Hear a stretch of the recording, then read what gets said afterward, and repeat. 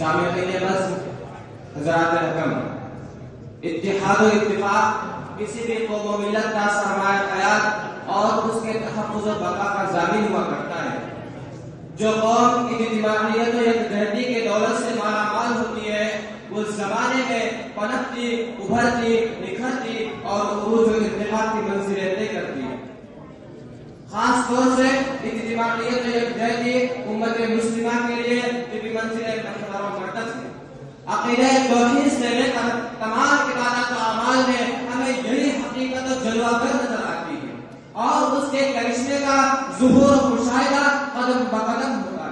امت کی امید ہو تم، ظلم پہ بھاری دید ہو تم، غفلت سے تم جاگ اٹھو، مستقبل کا تم سوچو، ملت کی تقدیر بدل، لے کر تو شمشیر نکل، حاصل کا چرچا نہ کر۔ اسی وجہ سے قرآن و حدیث میں جا بجا اجتماعیت و وحدت پر زور دیا گیا اور اختلاف و انتشار سے بچنے بلکہ اس سے دور رہنے کی تاکید فرمائی گئی۔ سامعین بس اتحاد دنیا کی وہ عظیم طاقت ہے جسے کوئی طاقتور چیلنج نہیں کر سکتے۔ اتحاد وہ آتش قوت ہے جو بڑی سے بڑی شخصیتوں کو اپنے سامنے گودنے ٹیکنے تک مجبور کر دیتی ہے۔ یہی وہ اتحاد ہے جو دریا کی روانی اور موجوں کی بیانی کو منجمد کرتی ہے۔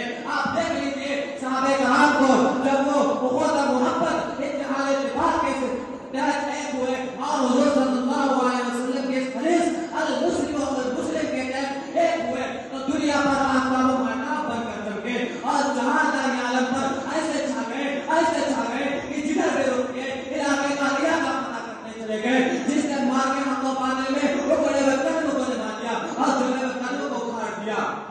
کیا یہی وہ اتحاد نہیں جس نے باطل کے در و دیواروں میں ہلچل مچا دی اور دشمن اسلام کے دیواروں میں زلزلہ برپا کر دیا اور باطل کے اینٹ سے اینٹ بنا دی؟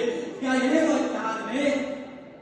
سامعین بس تاریخ شاہد ہے کہ جب تک اتحاد اتفاق کی دولت ہمارے ہاتھ میں رہی اور ہم اس پر عمل پیرا رہے تو ساری دنیا کی حکومت کرتے رہے، حتیٰ کہ دنیا پر مقیم ہو گئے، ہمارا ستارے پر چمکنے لگا، ہمارا سکہ پورے عالم میں رواں ہو گیا۔ لیکن جب ہم نے قرآن تعلیمات کا دامن چھوڑا، مقدم محبت سے رشتہ توڑا اور رقبہ نسلوں وطنیت اور قومیت کے تعصب کام میں پھنس گئے، گروہ پنی اور قبضے کا پرزی کا شکار ہو گئے تو ہمارا اتحاد پارا ہو گیا، ہمارا شیعہ بکر گیا، ہمارے جمعیت منتشر ہو گئی۔ نتیجہ یہ ہوا کہ اب اختلاف و انتشار کے دوران پر آنکھ ہوئی بلکہ ہمارے مسلط ہو جائیں گے۔ سامعین بس کیا یہ حقیقت سے مالا کر نہیں کہ آج ہم ملک ہندوستان میں تقریباً 20 کروڑ کے تعداد میں ہیں، لیکن کیا وجہ ہے کہ ملک میں ہمیں ستایا جا رہا ہے؟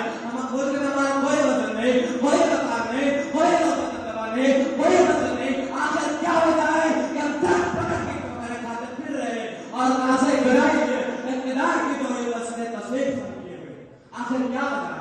مزید پر ہمیں کیوں ستایا جا رہا ہے؟ ہم بس جلدوں سے ہم کے پہاڑ کیوں توڑے جا رہے ہیں؟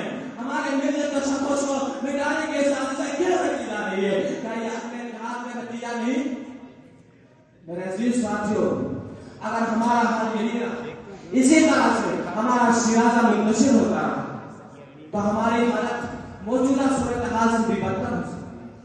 لہذا ضرورت ہے کہ ہم باہمی تنازعات سے آزاد ہو کر ایک پلیٹفارم پر جمع ہو، ہر سارے لوگ اپنی شیرازہ بندی کریں اور امت کے بکھرے ہوئے موتیوں کو ایک لڑے کے متحد ہو کر باطل سے ٹکر لینے اور ان کے کڑائی کو بروڑنے کے لیے میدان میں اتر پڑے۔ فضائے بدر پیدا کر فرشتے تیری نصرت کو، فضائے بدر پیدا کر فرشتے تیری نصرت کو اتر سکتے ہیں کندھوں سے قطار اندر قطار تک۔ حضرت صحابہ رضوان اللہ اجمعین کا مثالی اتحاد ہمارے لیے بہترین نمونہ ہے۔ اگر ہم نے صحابہ جیسا اتحاد پیدا ہو گیا، ذاتی تعصب کے تمیز پردے چاک ہو گئے، تو کسی کے مجال نہیں کہ مسلمانوں کو آپ سے ہار دکھا سکے اور مسلمانوں کے سب میں شگاف پیدا کر سکے۔ بس یہی چند کلمات پر اپنے تقریر کو ختم کر کے شاعر مشرق علامہ اقبال کے دو اشعار سے آپ سے جدا ہو رہا ہوں۔ بتا نے رنگ و خون کو توڑ کر ملت میں گم ہو جا، بتا نے رنگ و خون کو توڑ کر ملت میں گم ہو جا، یہی یہی ایرانے نہ رہے ایرانے باقی نہ قرانے نہ افغانے، یہی مقصود فطرت ہے، یہی رمز ہے مسلمانی، اخوت کے جہاں